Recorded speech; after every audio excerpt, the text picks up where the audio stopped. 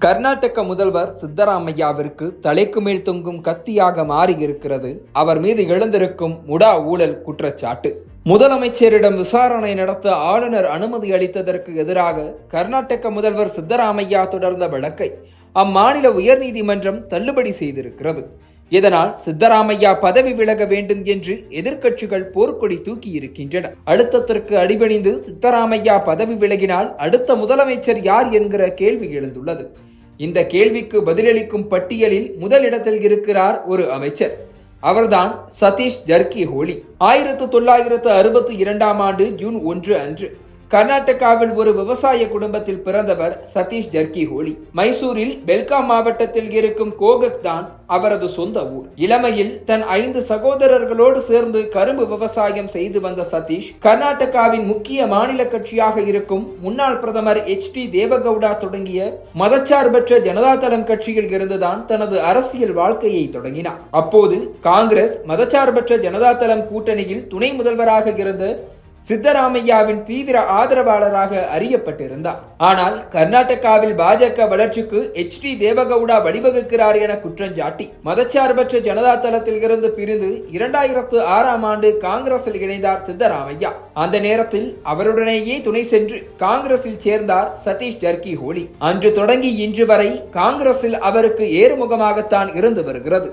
2008 தொடங்கி இன்று வரை தொடர்ந்து 4 முறை வென்று யமகனமரடி சட்டமன்ற தொகுதியின் MLAவாக இருக்கிறார். அதேபோல் இதுவரை 3 முறை கர்நாடக அமைச்சரவையிலும் இடம் பிடித்திருக்கிறார். 2018 நடந்த கர்நாடக சட்டமன்ற தேர்தலில் தன்னுடைய ஆஸ்தான தொகுதியான வருணா சட்டமன்ற தொகுதியை விட்டுவிட்டு பதாமி சட்டமன்ற தொகுதியில் போட்டியிட்டார் சித்தராமையா. அவருக்கு எதிராக பாஜகவின் முக்கிய முகமாக இருந்த ஸ்ரீராமுலு களத்தில் இறங்க போட்டி கடுமையானது. அப்போது சதீஷ் ஜர்கிஹோலி தான் களத்தில் நேரடியாக இறங்கி தெருக்களில் பிரச்சாரம் செய்தார்.